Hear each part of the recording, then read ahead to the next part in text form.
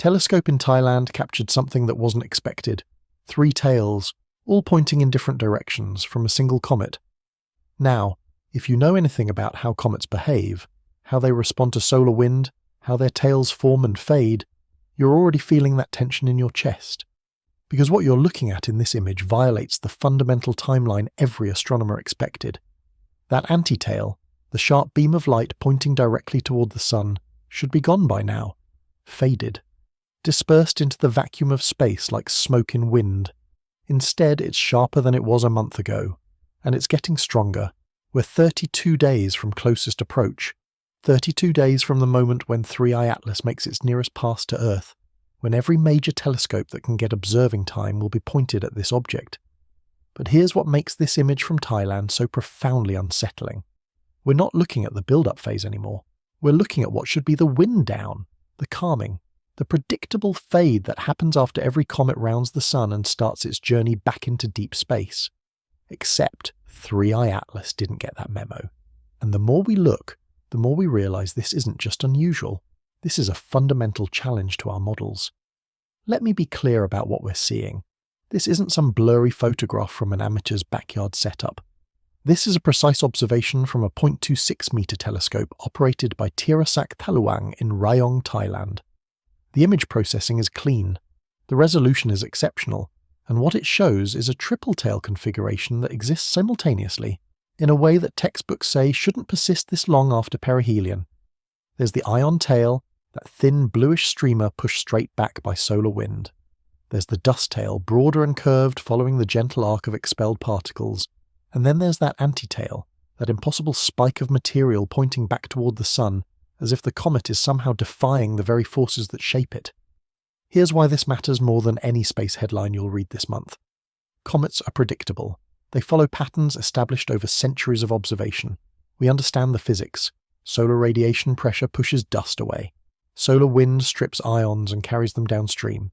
When Earth crosses a comet's orbital plane, we sometimes see an anti-tail, a geometrical illusion where large dust particles lagging behind the nucleus appear to point sunward from our perspective. But those anti-tails are temporary.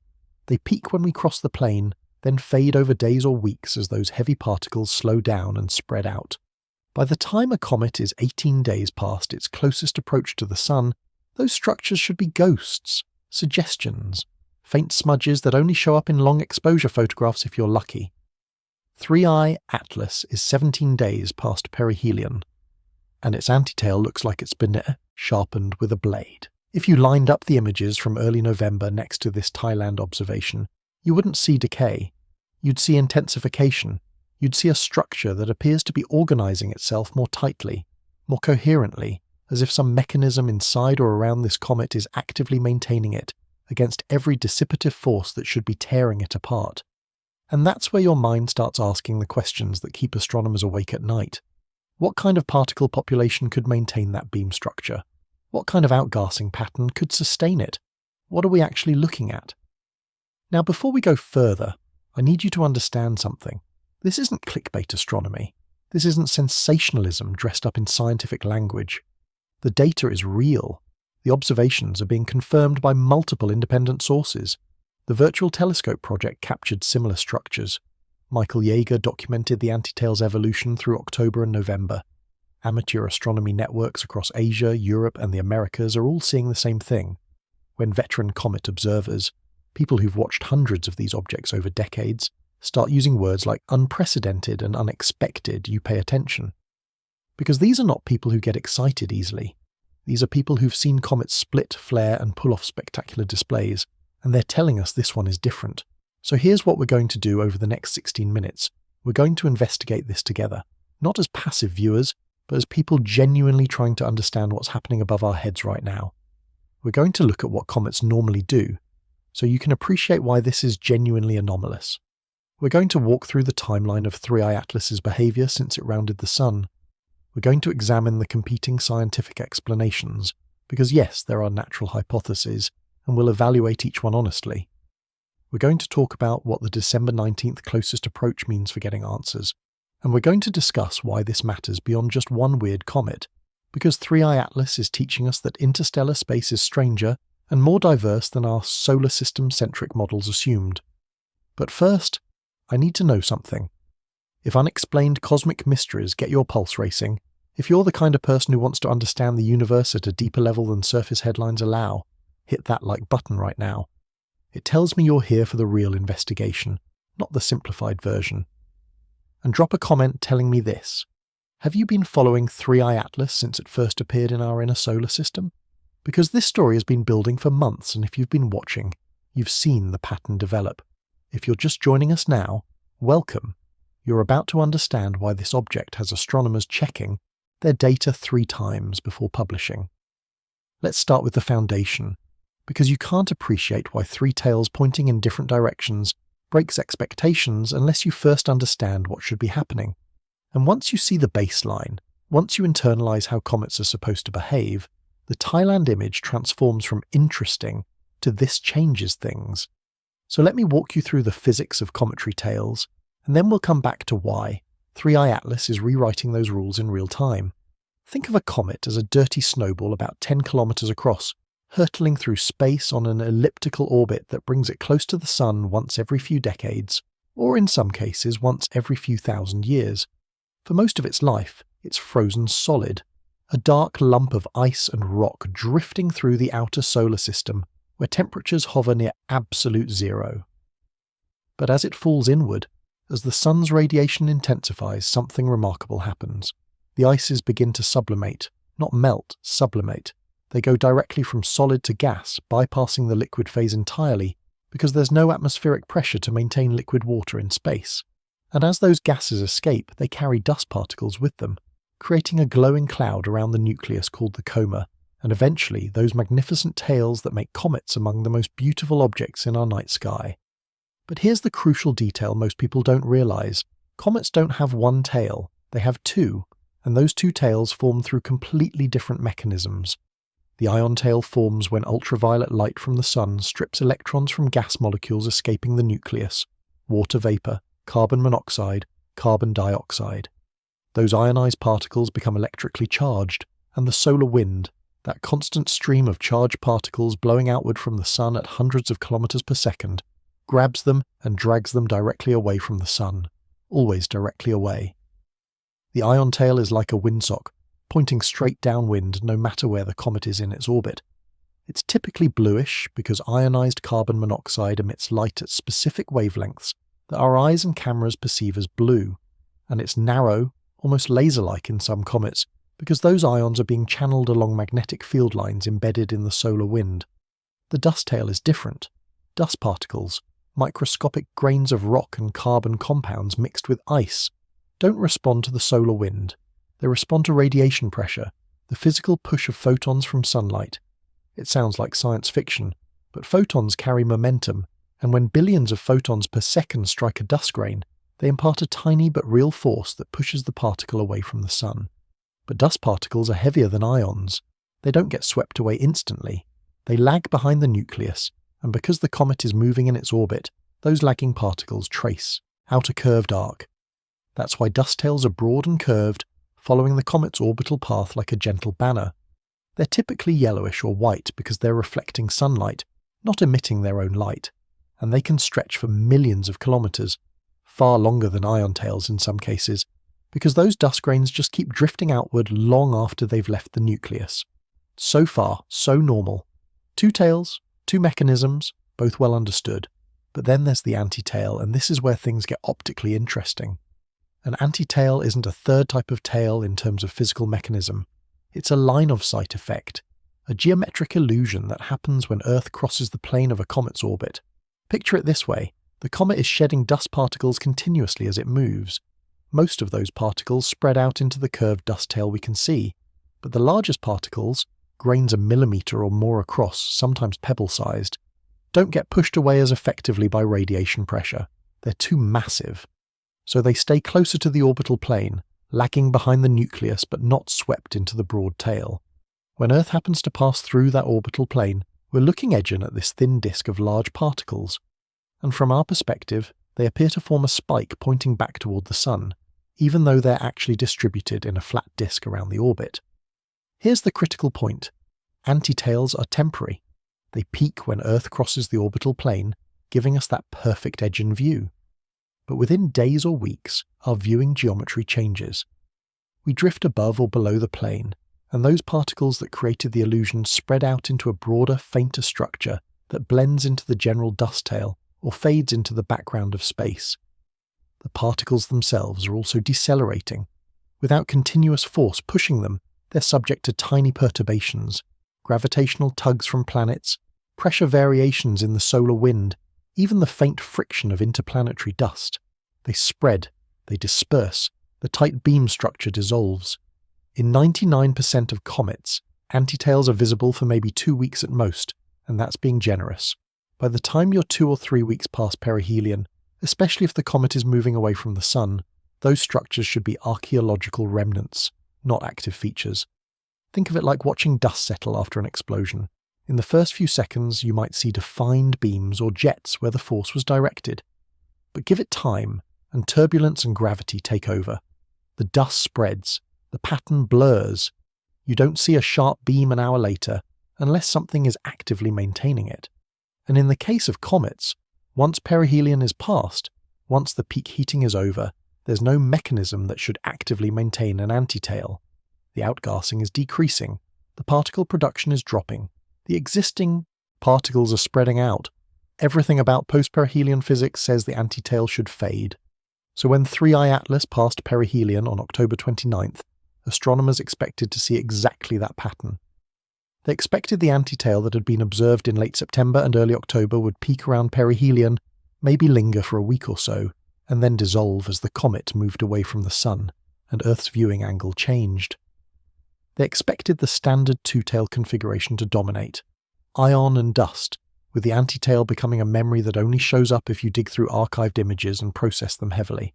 That's not pessimism. That's not lack of imagination. That's pattern recognition based on centuries of cometary observations. We've watched thousands of comets. We know what happens after perihelion. The show winds down, the tails retract. The comet fades as it climbs back out toward the outer solar system. 3I Atlas did not follow the script. And that's where our story takes a turn from textbook predictability into genuine scientific mystery. Because when astronomers pointed their telescopes at this object in early November expecting to document its predicted fade, they found something that made them check their calibrations, verify their timestamps, and quietly start reaching out to colleagues asking, "Are you seeing this too?" Keep this baseline in mind, the normal behavior, the expected timeline, the physics that governs 99% of comets. Because what we're about to walk through is the 1% case that makes scientists rethink their models, and it all starts with a series of observations that progressively violated every checkpoint on the expected timeline. Let's go back to September. 3I Atlas is inbound, approaching the Sun, and astronomers are documenting its behavior as it enters the inner solar system. Michael Yeager and other experienced comet observers start noticing the antitail developing. This is expected. Earth is approaching the crossing point of the comet's orbital plane, and the viewing geometry is setting up perfectly to see that edge and disk of large particles. Images from mid to late September show a clear antitail structure, a spike extending sunward from the nucleus, exactly as predicted. Nothing anomalous yet. This is textbook. Observers are documenting it, measuring it, preparing for what they expect will be a spectacular display around perihelion, followed by the standard fade. October 29th arrives.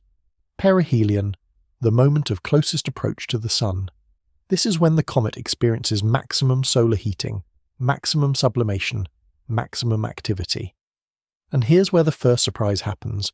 Though it's subtle enough that it doesn't trigger alarm, the comet survives intact. Now, you might think, of course it survives. Comets survive perihelion all the time. And you'd be right. But there had been some speculation, based on 3I Atlas's brightness and activity patterns, that it might fragment or split during perihelion passage. Some comets do. The thermal stress, the rapid sublimation, the structural weaknesses in the nucleus, they can cause breakup. 3I Atlas didn't fragment. It came through perihelion as a single coherent object, which is good news for observers because it means there's still something to study. But it also means the nucleus is either more robust or more cohesive than some early models suggested. Now we move into early November, and this is where the timeline starts deviating from expectations. November 1st, November 5th, November 10th. Multiple observers across different continents are imaging 3i Atlas as it moves away from the Sun, and the anti-tail is still there. Not just present, but prominent. Images from the first week of November show a structure that hasn't noticeably weakened. Some observers comment that it looks about as sharp as it did pre-perihelion, which is unusual but not yet alarm-inducing. Maybe the particle population is larger than normal. Maybe the viewing geometry is just exceptionally favourable. There are always small variations between comets. But as we push deeper into November, as we get to day 10, day 12, day 15 post-perihelion, the expected fading isn't happening. November 10th. The Virtual Telescope project, run by Gianluca Massi in Italy, captures a stunning image of 3i Atlas showing all three tail structures clearly defined. The ion tail is streaming away from the Sun, textbook perfect.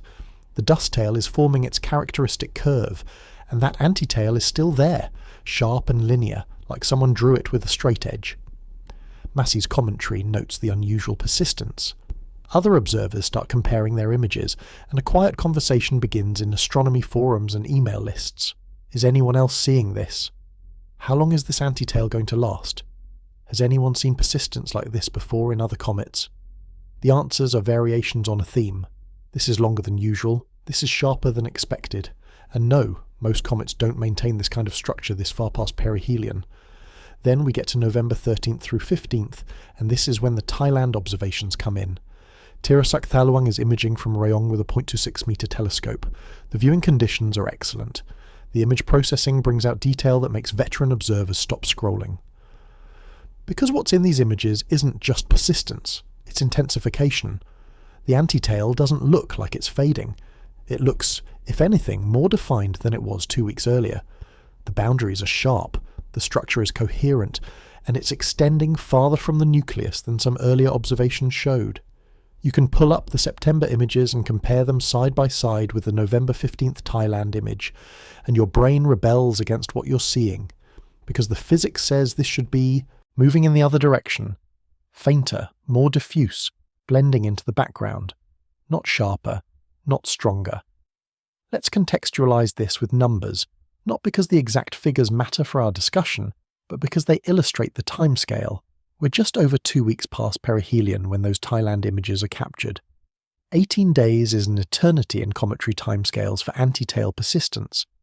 Most documented anti-tails in well-studied comets fade significantly within 1 week. They're barely detectable by 2 weeks. By 18 days, you'd need heavy image processing and long exposures to even hint at the structure. 3i Atlas's anti-tail is showing up in moderate exposure images without extreme processing. That's not a subtle anomaly. That's a screaming data point that says something fundamentally different is happening here. And here's where pattern recognition becomes critical. In every previous interstellar object we've studied, and admittedly we've only confirmed 2 before 3i Atlas, we've seen behaviour that mostly fits our models, with some variations. Tusai-Borisov, the other interstellar comet, behaved largely as expected. It had unusual composition, yes, different ratios of certain molecules, but its tail structures followed the standard playbook. It didn't maintain anti-tails beyond normal timescales. It didn't show persistent structures that violated decay predictions. 3i Atlas is charting new territory, and the frustrating, fascinating thing is that each checkpoint where we expected the behaviour to normalise, 1 week post-perihelion, 2 weeks, 18 days, has instead shown continued anomaly. Astronomers are now comparing 3i Atlas's anti-tail persistence to some of the most complex comets on record.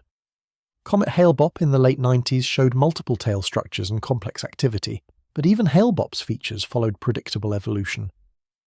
By equivalent post-perihelion stages, its structures were calming, not intensifying.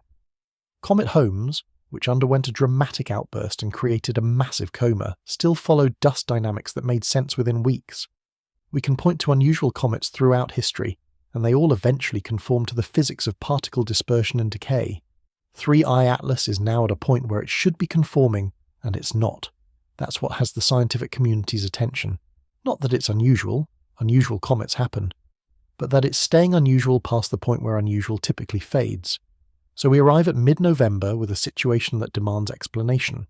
3 tails, all clearly defined, an anti-tail that's maintained structure for at least 3 weeks, and possibly intensified. Observations from multiple independent sources confirming the same pattern, and a growing realization that whatever model we apply to explain this, it has to account for sustained structure against dissipative forces that should have erased it by now. The timeline itself is the evidence. Each date is a data point, and when you plot those points, you don't get the downward curve of fading activity. You get a flat line, or possibly an upward trend, depending on how you measure sharpness and extent. That's the anomaly. That's what we're investigating. And that brings us directly to the observations that spark the current wave of attention. Because the Thailand images aren't just confirmation of what was already known. They're the clearest, sharpest documentation yet of a structure that shouldn't be this prominent this long after perihelion. The 0.26-meter telescope in Rayong, Thailand isn't one of the giants. It's not Hubble. It's not the European Southern Observatory's very large telescope. But it has something those facilities sometimes don't have. Time and dedication from an observer who's been tracking 3i Atlas consistently. Tirasak Thaluang operates this instrument, and on the nights of November the 13th through 15th, viewing conditions aligned perfectly. Clear skies, low light pollution in the observing direction, the comet positioned at a favourable altitude above the horizon. And what came through in those images is the kind of detail that makes you realise why ground-based amateur astronomy still contributes meaningfully to professional research. The three-tail structure is immediately obvious. You don't need to be an expert to see it. The ion tail extends upward in the frame, a thin bluish streamer that's being dragged directly away from the sun by solar wind. You can see its characteristic straightness, the way it maintains a narrow column even as it stretches across the field of view. The dust tail arcs to the side, broader and more diffuse, reflecting sunlight with that yellowish-white glow that comes from small particles scattering light in all directions. It curves gently, following the comet's orbital motion, exactly as radiation pressure physics predicts. And then there's the anti-tail, pointing in the opposite direction from the ion tail, aiming back toward the sun, a sharp linear feature that looks almost artificial in how well defined it is. But here's what makes these Thailand observations particularly valuable, beyond just the image quality. The viewing geometry from Thailand's latitude provides a slightly different perspective than European or North American observations from the same nights. Parallax isn't a factor over these distances. The comet is far enough away that observers on Earth see essentially the same view. But atmospheric conditions, local light pollution, and the angle above the horizon all affect image quality. Thailand's tropical latitude meant 3i Atlas was higher in the sky, passing through less atmospheric mass, which reduces distortion and light scattering. That translates to sharper images, better detail in the tail structures, and what that detail reveals is structure within the antitail itself. Look closely at the processed images and you can see that the antitail isn't perfectly uniform. There are brightness variations along its length, subtle but real. Some sections appear slightly brighter, suggesting denser concentrations of particles. The edges, where the antitail meets the background sky, are remarkably sharp. This is important because diffuse structures, clouds of particles spreading out randomly, don't have sharp edges. They fade gradually into the background. Sharp edges suggest collimation, a focusing mechanism, something that's keeping particles confined to a relatively narrow beam instead of letting them spread out spherically. That's what's so visually striking about these images. The antitail looks organized. It looks like there's structure being maintained against the natural tendency of particles to disperse. Now, let's talk about what astronomers expected to see in mid-November versus what these images show. The expectation was simple. By 18 days post-perihelion, any antitail structure should be a faint remnant, possibly requiring long exposures and heavy processing to detect. The ion and dust tails would be prominent. Those are sustained by ongoing activity as the nucleus continues to outgaze even while moving away from the sun. But the antitail, that geometrical artifact of large particles in the orbital plane, should be fading into obscurity. What the Thailand images show instead is an antitail that dominates the visual frame almost as much as the other two tails. It's not an afterthought. It's not something you have to squint to see. It's there, bold and obvious, demanding explanation. Comparative analysis with earlier observations makes this even more striking. Pull up Michael Yeager's images from late October, right around perihelion. The antitail is present, clearly defined, exactly as expected for that stage. Now jump to the Virtual Telescope Project's November 10th image. Still present, still sharp, but maybe you can argue it's about the same brightness as perihelion.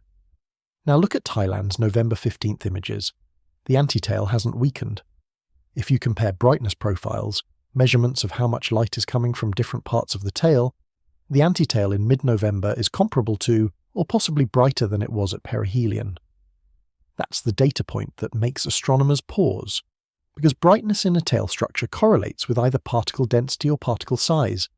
Either there are more particles in the antitail now than there were at perihelion, which implies ongoing production, or the particles are larger and reflecting more light, which raises questions about where those large particles are coming from this far past peak activity. Expert reactions have been measured but clearly intrigued. Gianluca Massi commented on the remarkable persistence of the structure. Michael Yeager's observing logs note the unexpected continuation. Avi Loeb, the Harvard astrophysicist who's become known for asking uncomfortable questions about unusual objects, published a Medium article on November 16th specifically addressing 3i Atlas's antitail and raising the possibility that conventional explanations might be insufficient. We'll dig into the competing theories in a moment, but the point here is that this isn't fringe speculation. This is mainstream astronomical observation yielding results that don't fit the standard template, and people who've spent careers studying comets are saying, this is unusual enough to warrant deeper investigation. There's also the context of what these images represent in terms of observational capability. We're living in an era where amateur astronomers with modest equipment can capture data quality that would have required professional observatories a few decades ago. CCD cameras, advanced image processing software, automated tracking mounts. These tools have democratized astronomy to the point where a dedicated observer in Thailand can contribute images that professional researchers cite in their analysis. The Thailand observations aren't just pretty pictures, they're scientific data, time-stamped and calibrated, showing a phenomenon that challenges our models, and they're part of a larger network of observations from around the world all confirming the same basic fact. 3i Atlas is maintaining a triple-tail structure well past the point where theory says it should have simplified to the standard two-tail configuration. So we're left with this image, this impossible persistence, and a fundamental question that can't be avoided. If natural processes fully explain this, what specific mechanism is producing sustained antitail structure 18+ days post-perihelion? What particle population, what size distribution, what ongoing activity pattern could account for this? And if natural processes don't fully explain it, if we're missing something in our models, what are we missing? Those questions drive us directly into the competing hypotheses, because science doesn't leave mysteries sitting unanswered. Science builds explanations, tests them against data, refines or discards them based on evidence. And right now, there are three main natural explanations being discussed, each with strengths and each with problems. Let's examine them honestly, one by one, because understanding where the conventional explanations struggle is how we appreciate the depth of this mystery. Theory 1. Massive dust grain population. This is the most conservative explanation, the one that stays closest to known physics without invoking anything exotic. The idea is straightforward. If 3i Atlas shed an unusually large quantity of massive dust grains, particles a millimetre or more in diameter, perhaps even pebble-sized, during its approach to perihelion, those particles would be too heavy for radiation pressure to push away quickly. They'd stay close to the orbital plane, creating that antitail appearance, and because they're massive, they'd take longer to spread out. Gravitational perturbations and solar wind pressure would still affect them, but more slowly than smaller dust grains. So the persistence we're seeing could be explained by sheer volume and mass of the particle population. There are just so many large particles that even 18 days of dispersion hasn't thinned them below detectability. This theory has merit. It doesn't require new physics. It doesn't invoke exotic processes. It just requires that 3i Atlas produced more large particles than typical comets. And there's precedent for comets showing unusual dust production. Some comets are dustier than others, with higher ratios of solid particles to gas. If 3i Atlas has an internal structure that fragments easily, or if its approach to the Sun triggered more extensive breakup of surface layers, it could have released a substantial cloud of millimetre scale and larger debris. That debris would form exactly the kind of flat disk we're observing, and its longevity could be explained by mass and quantity. But here's the problem: the sharpness. If we're looking at a massive population of large particles spreading out over 18 days, we'd expect to see blurring. We'd expect the antitail to be widening, the edges becoming more diffuse as individual particles drift at slightly different velocities and angles. Instead, the Thailand images show sharp boundaries. The antitail maintains a relatively narrow profile. That suggests either the particles are being replenished, new large particles are being added continuously to replace ones that drift away, or there's some focusing mechanism keeping them collimated. Continuous replenishment this far past perihelion is hard to justify. Cometary activity drops off as you move away from the Sun. Sublimation decreases. Particle production should be declining, not maintaining a steady output of large grains. And as for a focusing mechanism, radiation pressure pushes particles away, it doesn't focus them. There's no known natural process that would collimate a beam of millimeter-scale particles in this configuration. So Theory 1 explains some of what we see, the persistence, but struggles with the sharpness and the apparent non-dispersion of the structure. It's not impossible. It could be that viewing geometry is coincidentally hiding the dispersion, that we're seeing a projection that makes spread look narrower than it is. But that requires fortunate angles that seem unlikely given how long this has persisted. Let's move to Theory 2. Theory 2, icy fragmentation and subnuclei. This hypothesis suggests that 3I Atlas's nucleus broke apart, either during perihelion or shortly after, producing large icy fragments, chunks of the original nucleus ranging from meters to possibly kilometers across. These fragments would act as temporary mini-comets, each one sublimating and producing its own small coma and tail. But because they're close together, having just separated from the parent body, their individual outgassing plumes could interact and create complex tail structures. The antitail, in this model, would be sustained by ongoing sublimation from these fragments as they slowly separate and drift along the comet's orbit. This theory also has precedent. Comets do break apart. We've observed fragmentation events, and the resulting debris fields can be spectacular. Comet Shoemaker-Levy 9 famously broke into more than 20 fragments before impacting Jupiter. Comet Schwarzmann-Wachmann 3 split into dozens of pieces during its 2006 apparition. Fragmentation can produce complex structures, and if the fragments are large enough and icy enough, they can remain active for extended periods, creating tails that overlap and merge from our perspective. So if 3I Atlas broke into several large pieces, each piece outgassing independently, that could create a complex tail morphology, including structures that point in unusual directions depending on the viewing geometry and the individual fragment orbits. But again, we run into problems. First, we don't have direct evidence of fragmentation. Observers have been monitoring 3I Atlas closely, and while the nucleus isn't resolved as a disk, it's too far away and too small for that, we can measure the central brightness concentration. If the nucleus had split into multiple fragments, we'd expect to see multiple brightness peaks in high-resolution images, or at least an elongation of the central condensation. The observations show a single compact nucleus. That doesn't rule out fragmentation completely. Small fragments could be too faint to detect individually, but it makes large-scale breakup less likely. Second, the sharpness problem persists. If we're looking at outgassing from multiple fragments, we'd expect irregularities, patchiness, variations in brightness and structure, as different fragments contribute different amounts of material at different times. The antitail looks smooth and continuous, not like a composite of several sources.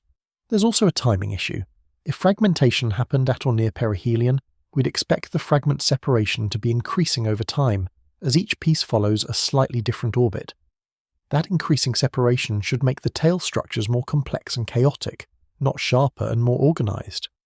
The fact that the antitail maintains coherence suggests either the fragments are still very close together, moving in almost identical orbits, which is possible for the first few days but becomes less likely over weeks, or there's no fragmentation, and we're looking at a single nucleus producing this structure through some other mechanism. Theory 3, directed jets from stable vents. This is perhaps the most interesting conventional explanation, because it invokes a mechanism we know exists in comets, but rarely see so persistently. The idea is that 3I Atlas's nucleus has one or more active regions, vents or fractures, that are producing focused jets of gas and dust.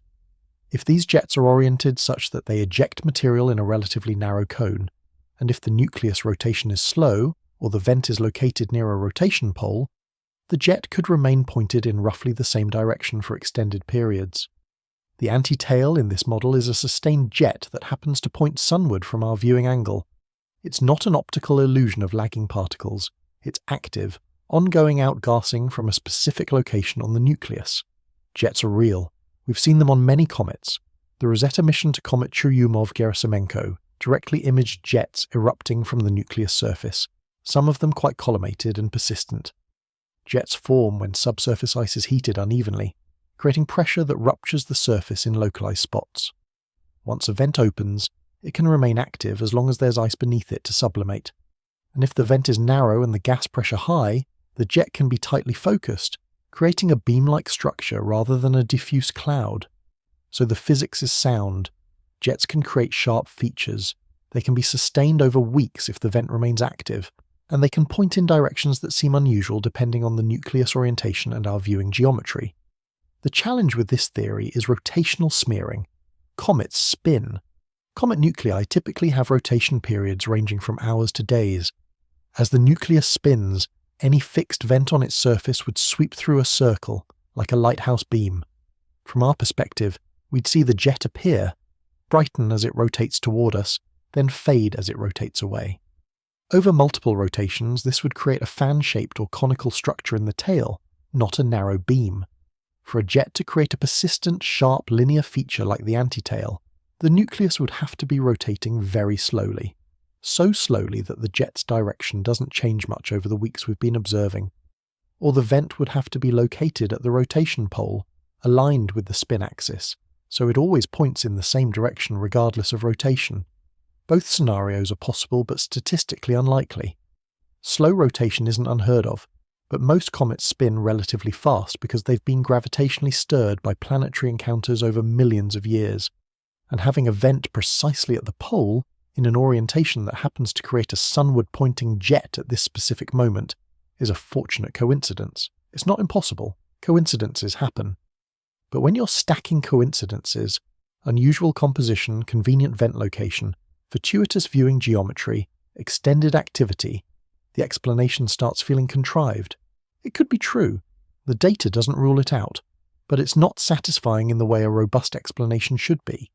So we have three natural explanations, each explaining some aspects of the observations but struggling with others. The massive dust grain theory explains persistence but not sharpness. The fragmentation theory explains complexity but lacks evidence of breakup and doesn't explain coherence. The directed jet theory explains focus but requires unlikely geometry. This is where science gets messy and interesting. Because when the standard models don't fully fit, you have two options. Option 1, refine the models, combine elements, propose hybrid scenarios. Maybe it's large dust grains and directed jets. Maybe it's fragmentation producing a few large pieces, one of which has a particularly active vent. These hybrid explanations can work, but they add complexity, and there's a principle in science, Occam's razor, that simpler explanations are generally more likely than complex ones, all else being equal. Option 2. Consider whether there's something about 3I Atlas's origin that makes conventional models insufficient. And this is where the interstellar factor becomes critical, because 3I Atlas didn't form in our solar system. It formed in an entirely different stellar environment, potentially billions of kilometers from a different star, under conditions that might have been radically different from the nebula that birthed our sun and planets. And if its composition is exotic relative to solar system comets, if it contains ices and materials we rarely encounter, its behavior might be exotic too. That's not speculation for the sake of drama. That's a scientifically valid consideration.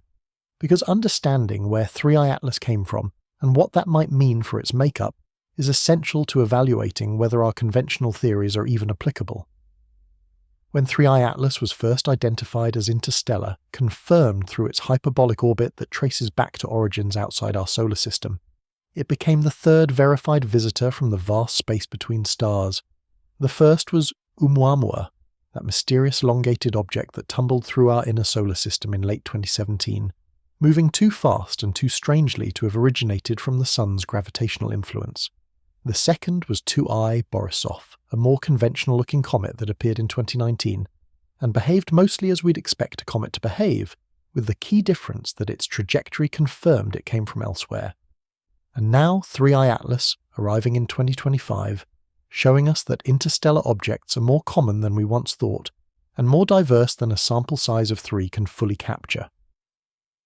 But here's what makes the interstellar origin so significant for this investigation. Comets born in our solar system formed roughly 4.6 billion years ago from the same cloud of gas and dust that collapsed to form the Sun and planets. We call it the solar nebula. The composition of that nebula was determined by the specific mix of elements present in this region of the galaxy at that time.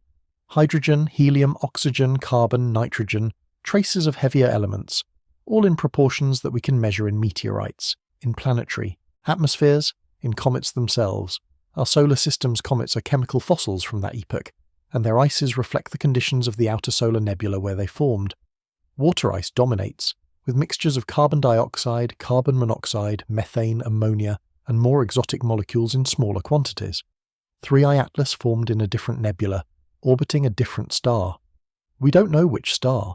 Its trajectory doesn't trace back clearly to any nearby stellar system, which means it's been wandering interstellar space for potentially millions of years after being ejected from its birth system by gravitational interactions with planets. But wherever it formed, the conditions were different. The stellar nebula around its parent star had a different composition, different temperatures, different dynamics, and that means 3I Atlas's internal makeup could be significantly different from the comets we've studied for centuries. It might have ices we rarely see. It might have dust grains with unusual mineralogy. It might have structural properties, porosity, layering, cohesion, that differ from the comets we're accustomed to. Previous spectroscopic observations of 3I Atlas, conducted by Hubble and by ground-based observatories with spectrographs, detected carbon-based molecules in its coma. Specifically, they found evidence of molecular carbon chains and possibly carbon monoxide in higher abundances than typical for solar system comets. Carbon monoxide is interesting because it's a volatile ice. It sublimates at much lower temperatures than water. Water ice needs to be warmed to about 200 Kelvin before it starts sublimating significantly. Carbon monoxide starts sublimating below 100 Kelvin. If 3I Atlas formed in an exceptionally cold region of its natal stellar system, think of the outermost reaches, 100 or more astronomical units from its parent star, it could have incorporated large amounts of carbon monoxide and other supervolatile ices that solar system comets don't contain in such abundance. Why does this matter for the antitail mystery? Because supervolatile ices change the activity profile. A comet rich in carbon monoxide would start outgassing much farther from the Sun than a water-dominated comet. It would remain active longer as it moves away from the Sun, because those volatiles continue sublimating even at lower temperatures. And the gas pressures generated by sublimating carbon monoxide are different from water, which affects how dust particles are ejected and accelerated.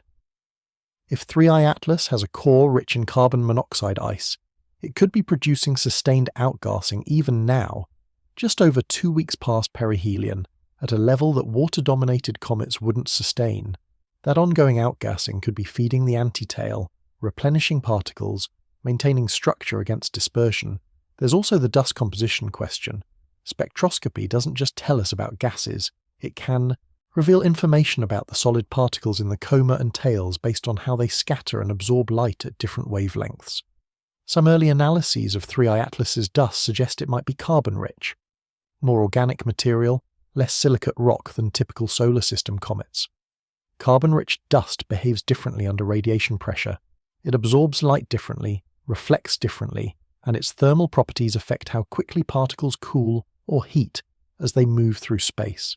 If the antitail particles are composed of unusual carbon compounds, they might be cohering differently, clumping into larger aggregates, or maintaining density through some process we don't fully understand because we've never studied this exact material before. So the exotic composition hypothesis is compelling.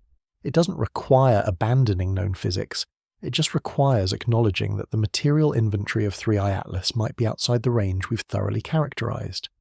Our models of cometary behavior are built on thousands of observations, but those observations are all of solar system comets. We've studied exactly 2 interstellar comets in detail before this one, and 2I Borisov, while chemically interesting, was too faint during most of its apparition to provide the level of detail we're getting from 3i Atlas. We're essentially building a new category of knowledge, and 3i Atlas is only the third data point.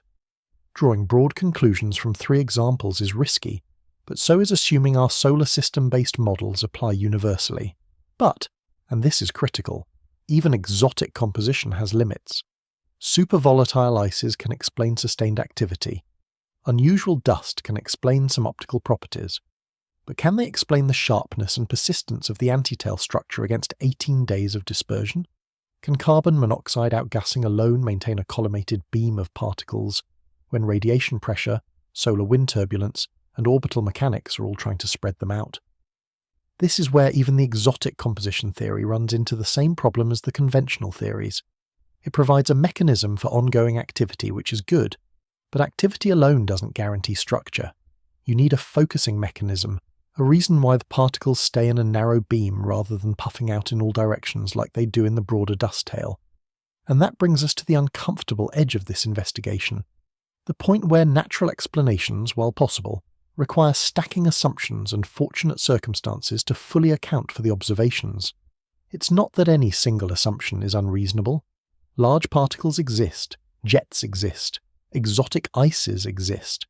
But when you need all of them together, in specific configurations at specific times, to explain one feature of one comet, the explanation starts feeling less like a robust model and more like a tailored fit. And that's when scientists start asking the next-level question, not because they want to abandon natural explanations, but because intellectual honesty requires considering all possibilities when the standard models struggle. This is where Avi Loeb's commentary comes in, and it's important to frame this correctly.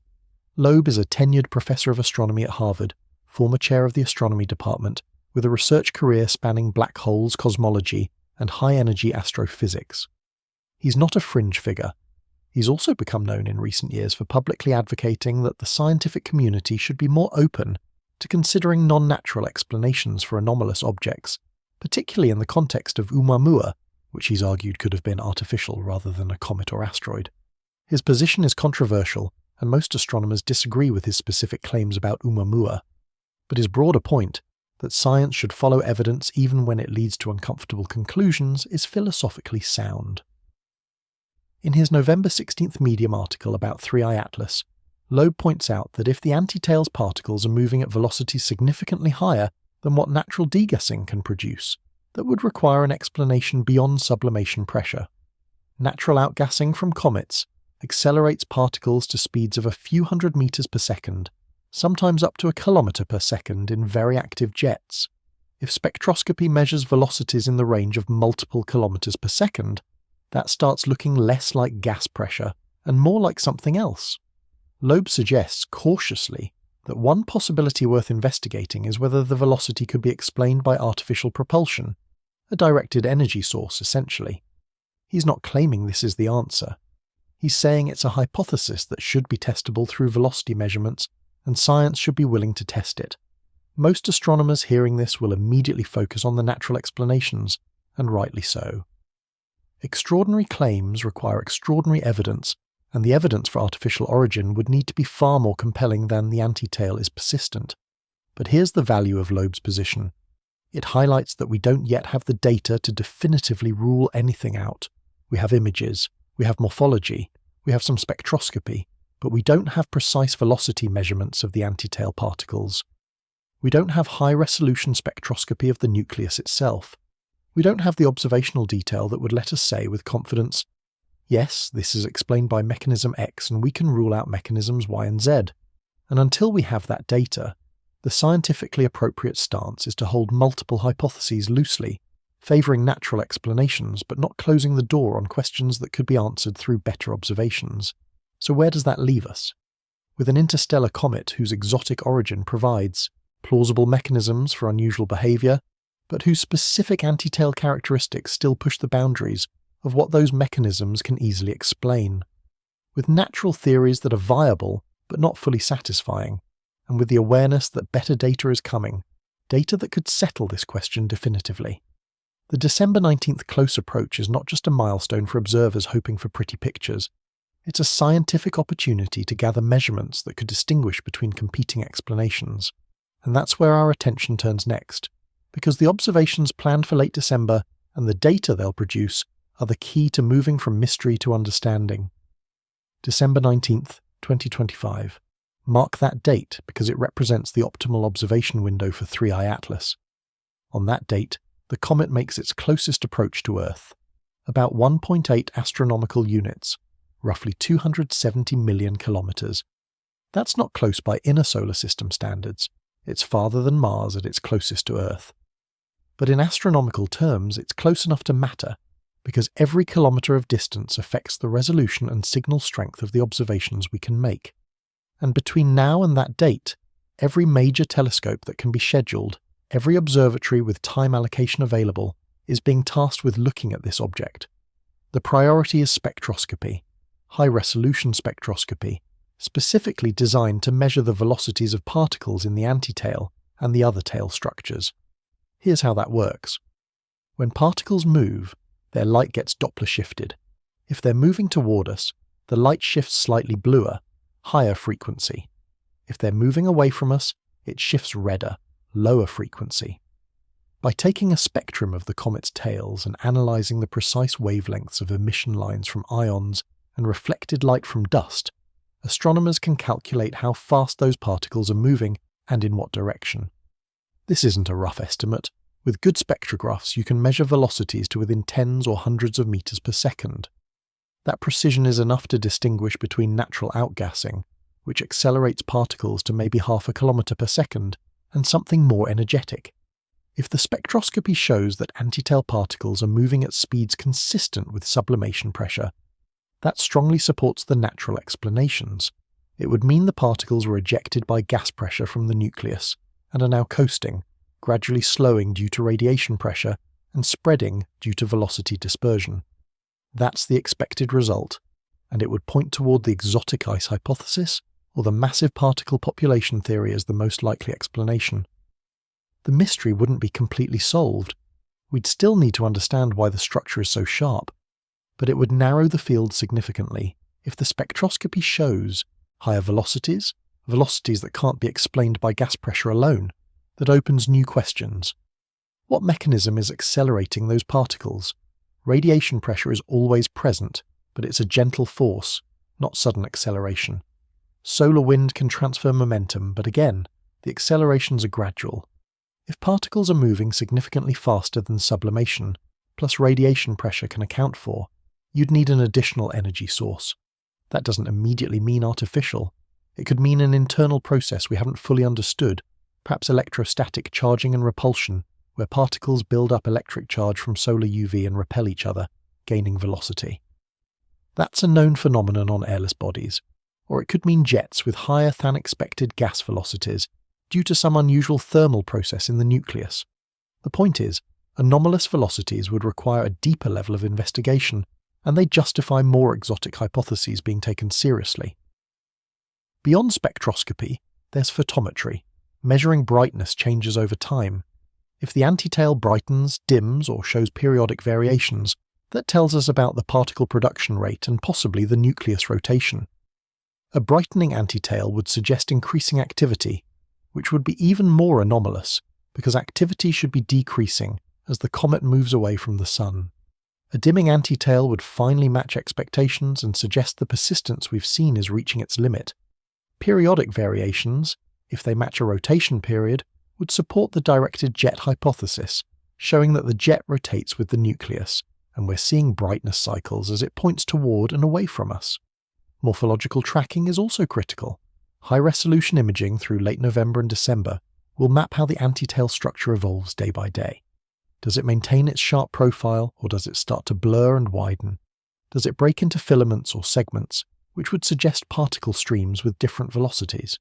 Does it remain straight, or does it curve, which would reveal the orbital mechanics of the particles more clearly?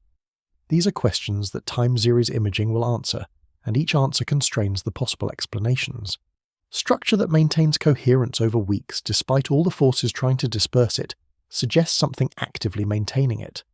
Structure that finally starts to break down in December would suggest we've been watching the slow decay of a large particle cloud, and the persistence was just a matter of volume and mass, overwhelming dispersion rates.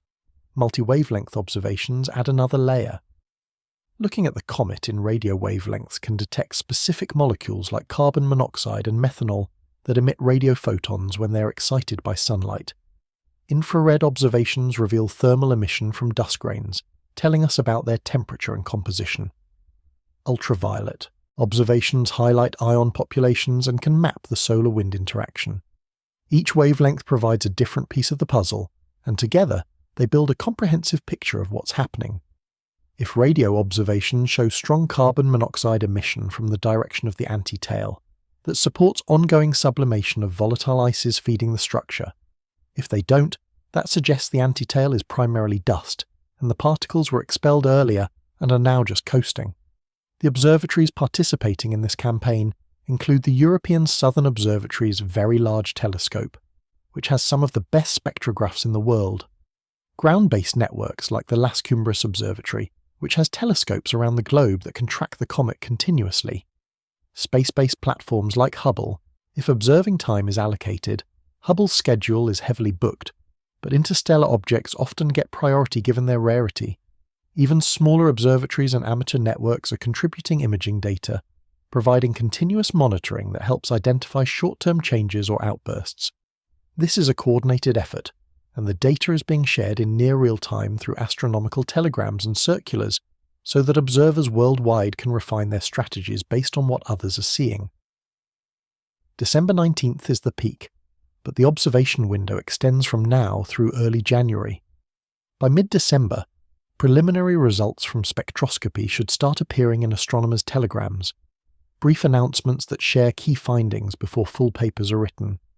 By early January, enough data will have been analysed to start drawing firm conclusions, and by late January or February, expect to see papers submitted to journals presenting comprehensive analysis of 3i Atlas's behaviour during this apparition.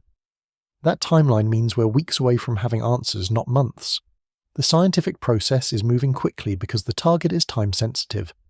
Comets fade as they move away from the Sun, and the opportunity to gather high-quality data is limited. What each outcome would mean is worth considering. If the data confirms natural processes, exotic ices, large particles, sustained jets, 3i Atlas becomes a case study in the diversity of interstellar objects and a reminder that our models need to accommodate wider ranges of composition and behaviour. That's valuable. It refines our understanding. It improves our ability to predict and interpret future interstellar visitors. If the data reveals something that doesn't fit current natural models, if velocities or structures defy known mechanisms, then the scientific conversation shifts. More exotic natural processes would be proposed and tested, and if those still don't suffice, the door opens to truly novel explanations, which would be extraordinary, but also extraordinarily exciting because they'd mean we're learning something fundamentally new about how the universe works. So the upcoming observations are not just about 3i Atlas, they're about how science investigates mysteries. They're about the process of gathering evidence, testing hypotheses, and refining understanding. And they're a demonstration that we live in an era where these investigations happen in real time, where dedicated observers and professional researchers collaborate globally, and where interested people like you can follow along as discoveries unfold. This isn't a mystery that will be solved in secret and announced years later. This is science happening now, and the next 4 weeks are the critical window. Which brings us to the broader context. Because 3i Atlas is one object, but it represents the beginning of a new field in astronomy. The study of interstellar objects as a population, not as individual curiosities. And that's a shift in perspective that matters for how we think about our place in the cosmos. When Oumuamua raced through our inner solar system in October 2017, it was the first confirmed interstellar object humanity had ever detected. Before that moment, interstellar visitors were theoretical. We knew they had to exist. Stellar systems form with far more comets and asteroids than they retain, and gravitational interactions eject countless objects into the void between stars. Calculations suggested that interstellar space should be filled with wandering debris from billions of star systems, a sparse but vast population of rogue worlds, comets, asteroids, all drifting through the galaxy unbound to any star. But theory is one thing, detection is another, and until Oumuamua, we'd never seen one. Oumuamua was a shock for multiple reasons. Its shape appeared elongated, possibly cigar-like or pancake-like, depending on interpretation. Its light curve, the way its brightness changed as it tumbled, was unlike any asteroid or comet previously observed, and it exhibited a small but measurable non-gravitational acceleration, a tiny push that couldn't be fully explained by solar radiation pressure alone. That acceleration sparked the debate that continues today, with most scientists attributing it to outgassing from volatile ices, turning Oumuamua into a comet even though it showed no visible tail, and a minority, including Avi Loeb, arguing that the data is consistent with artificial origin, perhaps a light sail or debris from alien technology. The debate isn't settled, and it probably won't be unless we detect another object with similar characteristics and can study it more thoroughly. Tyuza Borisov arrived in August 2019, and it was different from Oumuamua in almost every way. It looked like a comet, visible coma, clear tail, behaviour that matched cometary models reasonably well. Its chemistry was unusual in some respects, with different ratios of carbon monoxide to water than solar system comets typically show, but not so unusual that it defied explanation. 2I Borisov became the proof of concept that interstellar comets exist and that they can be studied with the same tools we use for solar system comets. But it was faint throughout most of its passage, limiting the detail we could extract. High-resolution spectroscopy was challenging. Nucleus imaging was impossible. It remained a point source. We learned, but we were still data-limited. 3I Atlas, arriving in 2025, is the third confirmed interstellar object, and it's providing a level of observational detail we didn't get from the first two. It's bright enough to study spectroscopically. It's active enough to show clear tail structures. Its trajectory brought it through the inner solar system at an angle, and timing that gives us months of observing opportunity, not just a few weeks. In many ways, 3I Atlas is the ideal interstellar object for study. Bright, active, well-positioned, and displaying behaviour that's unusual enough to teach us something new without being so bizarre that we can't make sense of it at all. What 3I Atlas is teaching us goes beyond its specific anti-tail mystery. It's teaching us that interstellar objects are diverse. 3 objects, 3 very different presentations. Oumuamua was inert or nearly so with no obvious tail, possibly rocky or possibly icy, but with volatiles that sublimate without visible dust. 2I Borisov was a relatively standard comet, chemically interesting but behaviourally normal. 3I Atlas is actively cometary, but showing structures that persist longer and sharper than our models predict. If we extrapolate from 3 examples, the implication is that the population of interstellar objects is heterogeneous. There's no single, typical interstellar visitor. They come in different compositions, different sizes, different activity levels, reflecting the diversity of stellar systems they originated from. This diversity is scientifically valuable because it reveals the range of planetary formation conditions across the galaxy. Each interstellar object is a direct sample from another star system. We can't visit those systems. Even the nearest stars are light years away, unreachable with current technology. But interstellar objects visit us. They bring their chemistry, their structure, their stories encoded in ice and rock. By studying them, we're doing comparative planetology on a galactic scale. We're learning that some stellar systems produce carbon-rich comets, others produce more rocky bodies, some eject objects early in their formation, preserving primordial compositions. Others eject objects after billions of years of evolution, carrying the chemical signatures of processed material. The anti-tail mystery of 3I Atlas, regardless of its final explanation, is revealing gaps in our models. Our cometary physics is built on solar system comets, which represent one sample of formation conditions, the specific environment of our solar nebula 4.6 billion years ago. That's one data point in the vast space of possible planetary system chemistries. 3I Atlas is showing us that comets from other systems might not behave the same way. They might have different volatile inventories, they might have different dust properties, they might respond to solar heating and radiation in ways that don't match our predictions, because our predictions were never tested against objects from those environments. That's not a failure of science. That's science working as intended. Models are refined when observations don't match predictions, and the refined models are better, more general, more capable of explaining a wider range of phenomena. Looking forward, The study of interstellar objects is about to explode. The Vera Rubin Observatory, currently under construction in Chile, will begin full operation soon. It's a survey telescope designed to scan the entire visible sky every few nights, detecting transient events and moving objects. Its sensitivity and field of view are optimized to catch faint, fast-moving objects, exactly the profile of interstellar visitors. Current estimates suggest Rubin will detect 1 to 2 interstellar objects per month once it's fully operational. That's not a typo. From 3 confirmed interstellar objects in human history, we're about to jump to dozens per year. Within a decade, we could have a catalogue of hundreds, providing statistical samples large enough to characterize the population, identify subtypes, and build robust models of interstellar object properties. That flood of data will contextualize 3i Atlas. Right now, it's one of 3, and unusual behavior makes it an outlier. But if Rubin detects 10 more objects showing similar antitail persistence, suddenly 3i Atlas isn't an outlier, it's part of a category. If no other object shows this behavior, then 3i Atlas truly is unique, and understanding why becomes even more critical. Either outcome advances knowledge, and the rapid pace of discovery means we won't wait decades for answers. The next few years will transform interstellar object science from a nascent field studying rare curiosities into a mature discipline with datasets, classification schemes, and predictive theories. There's also a philosophical dimension to this research. For most of human history, we could only study what was gravitationally bound to our sun. We mapped the planets. We catalogued asteroids and comets in solar orbit.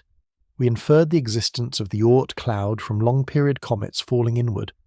But it was all our stuff, material that belonged to our solar system since its formation. Interstellar objects are someone else's stuff. They're refugees from other stellar systems, carrying information about places we cannot reach. Every interstellar object is a message in a bottle, thrown into the cosmic ocean by the dynamics of another world. We're reading those messages now, learning the languages of other star systems' formation histories, and if in the process of reading those messages we ever encounter an object that defies natural explanation, an object whose structure, trajectory, or composition cannot be reconciled with known astrophysical processes, that would be the most profound message of all. It would mean we're not alone in shaping matter into intentional forms. It would mean intelligence exists elsewhere and has the capability to send objects across interstellar space. That's not the expected outcome for 3i Atlas or any other object we've detected so far. The vast majority of objects will be natural, products of stellar and planetary formation with no intentional origin. But the possibility exists, and science requires that we remain open to following evidence wherever it leads. Ruling out artificial origin requires actually checking, not assuming it's impossible because it's unlikely. 3i Atlas is contributing to that foundation. Every measurement, every spectrum, every high-resolution image adds to our library of what interstellar objects look like and how they behave.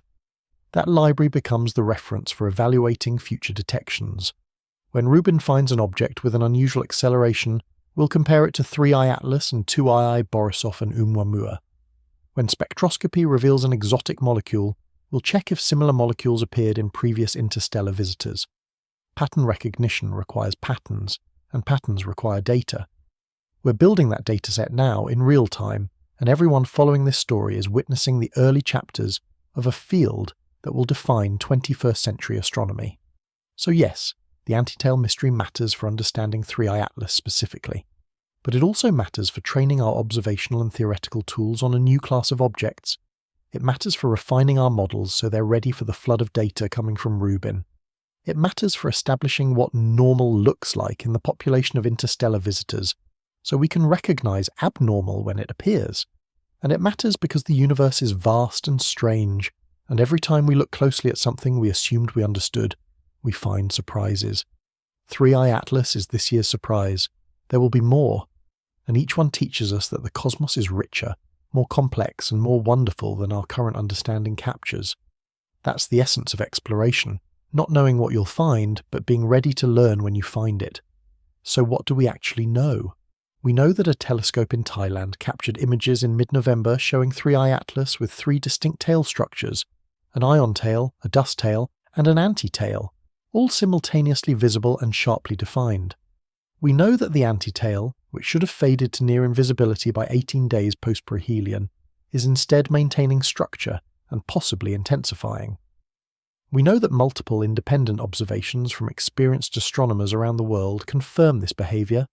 We know that the standard explanations for antitail persistence, large particle populations, fragmentation, directed jets, each have merit, but each also struggles to fully account for the sharpness and duration of the structure we're seeing.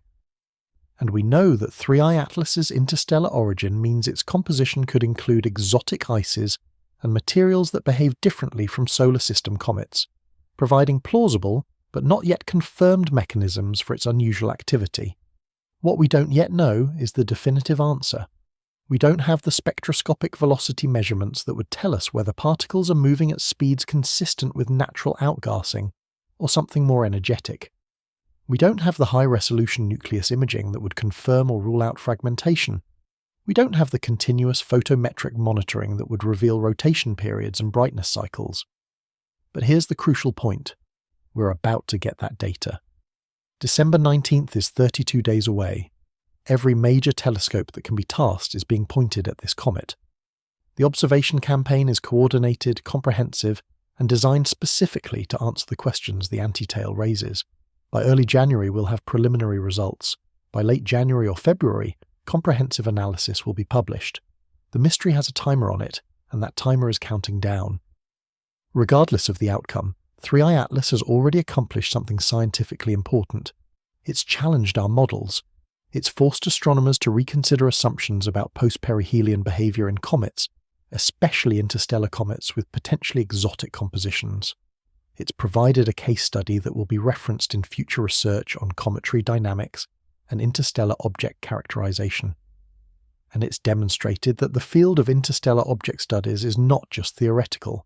It's observational, active, and producing puzzles that require serious investigation. Whether the final explanation is mundane or extraordinary, the process of investigating this comet is advancing our understanding of how comets work, what interstellar visitors are like, and how science approaches anomalies. There's something deeply human about following a mystery like this in real time. We're not reading about a discovery made decades ago and neatly summarized in textbooks. We're watching science happen. We're seeing the observations come in, the discussions unfold, the hypotheses proposed and tested, and we're part of that process not as passive consumers but as engaged observers who understand enough to appreciate the stakes. You now know what comets normally do. You know why antitails are temporary. You know the timeline of 3I Atlas's behavior, and why each checkpoint where it should have faded becomes another data point in favor of something unusual is happening. You understand the competing theories and where each one is strong or weak. You're equipped to follow the December observations and interpret what they mean when the results are announced. That's the value of going deep on a topic like this. Surface-level coverage tells you, weird comet has 3 tails and leaves it there. Deep investigation tells you why that's weird, what the implications are, what we're doing to investigate, and what the possible answers might be. It transforms you from a headline consumer into someone who actually understands the science, someone who can evaluate claims and recognize when evidence supports a conclusion versus when it's still uncertain. That's the kind of scientific literacy that matters in a world overflowing with information but often lacking in depth. So here's what I need from you. If this kind of cosmic detective work fascinates you, if you're the type of person who wants to understand mysteries at a level deeper than clickbait allows, subscribe to this channel so you don't miss the follow-up. Because there will be a follow-up. When the December observations come in, when spectroscopy reveals particle velocities, when we have answers instead of questions, I'll be covering it here. You'll want to see how this resolves. You'll want to know whether the exotic ice hypothesis held up, whether the massive particle theory was correct, or whether something entirely unexpected emerged from the data. The story isn't over. This video is Chapter 1. December 19th and the subsequent analysis are Chapter 2, and you don't want to miss the conclusion. Drop a comment right now telling me your take. Do you think this is exotic ice composition producing unusual but ultimately natural behavior? Do you think it's massive dust grains maintaining structure through sheer volume? Do you think it's a directed jet from a fortuitously placed vent on the nucleus? Or do you think there's something we haven't considered yet, some mechanism or process that current theories are missing? I'm genuinely curious where you land after hearing all the evidence, And if you've been following 3i Atlas since it was first identified, tell me that too. The people who've been tracking this object for months have watched the mystery deepen step by step, and your perspective is valuable. Share this video with anyone in your life who loves space mysteries that actual scientists are actively investigating. Not conspiracy theories, not baseless speculation, but real data producing real questions that require real investigation. This is what science looks like when it's working. It's messy, it's uncertain. Competing explanations coexist until evidence tips the scales. Experts disagree on interpretation. Data is incomplete until more observations fill the gaps. But that process, that rigorous evidence-based approach to understanding the universe, is how we've gone from looking up at the sky in wonder to actually comprehending the mechanics of what we're seeing. And every so often, that process hits something that doesn't fit the models, and that's when things get truly interesting. 3i Atlas is interesting. Its anti-tale is defying expectations in a way that can't be dismissed as measurement error or observer bias. Multiple independent confirmations from reputable sources using different equipment establish that this is real. The question now is what mechanism explains it, and 32 days from now, when the comet makes its closest approach and every available telescope captures data designed to answer that question, we'll be watching, we'll be analysing, we'll be learning, and if you're subscribed, you'll be here with me as we break down what the data reveals. December 19th, the comet arrives at optimal observation distance. The telescopes are ready, the spectrographs are calibrated, the observation schedules are set. And in the weeks following, the data will pour in: velocity measurements, brightness curves, spectral signatures, morphological evolution. That data will either confirm natural explanations or force us to expand the range of possibilities. Either outcome is valuable, either outcome teaches us something fundamental about comets, about interstellar objects, about how the universe works, and either outcome is something you'll want to understand in depth, not just as a headline, but as someone who followed the investigation from mystery through resolution. So stay curious, stay engaged, keep asking questions. Science doesn't have all the answers yet, but it has a proven method for finding them, and that method is being applied right now to 3i Atlas. We're going to learn something profound from this comet, whether it's about exotic ice chemistry, unusual dust dynamics, or something entirely unexpected. And when we do, when the answer finally emerges from the data, it will be satisfying not because it confirms what we wanted to believe, but because it will be true, verified, tested, supported by evidence gathered through careful observation and rigorous analysis. That's the promise of science. That's why we investigate mysteries instead of just speculating about them. And that's why this story matters beyond just one comet with an unusually persistent anti-tale.